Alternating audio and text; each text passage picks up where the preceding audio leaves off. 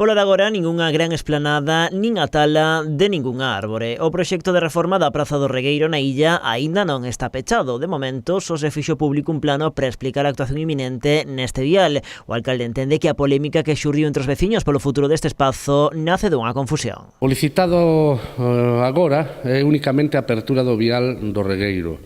Non se licita a execución sobre a praza. Que pasa? Nos documentos de licitación se puxo o plano de actuación sobre o vial, pero tamén se fixo unha simulación de plaza para que se vira a sección do vial e por onde iba, para que, completar un pouquiño a información, non? O que acontece é que nese bosquexo a praza aparecía sen árbores, o que acendeu as alarmas dos veciños. O alcalde defende que a futura reforma do Regueiro vai ampliar as zonas verdes, pero que ese proxecto non se vai tocar ata que se rematen as obras do vial.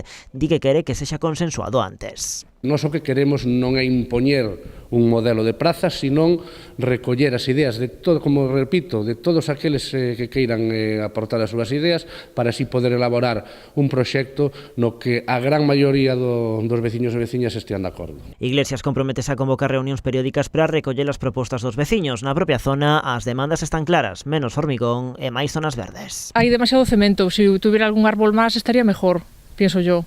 Bueno, eu creo que puxaran algo máis de bancos e os árboles xa chegan bastantes que hai, pero que os teñan un pouco arreglados, se acaso. Con máis verde, con menos cemento, con máis árboles e algún banquito para la gente e unha zona de juegos un pouco máis bonita. De a polémica xurdida polo futuro desta Praza do Regueiro, hai en marcha unha petición na web change.org. Nela reclamase o goberno local que pense nunha adecuación do espazo como campo da festa xunto con zonas arboradas.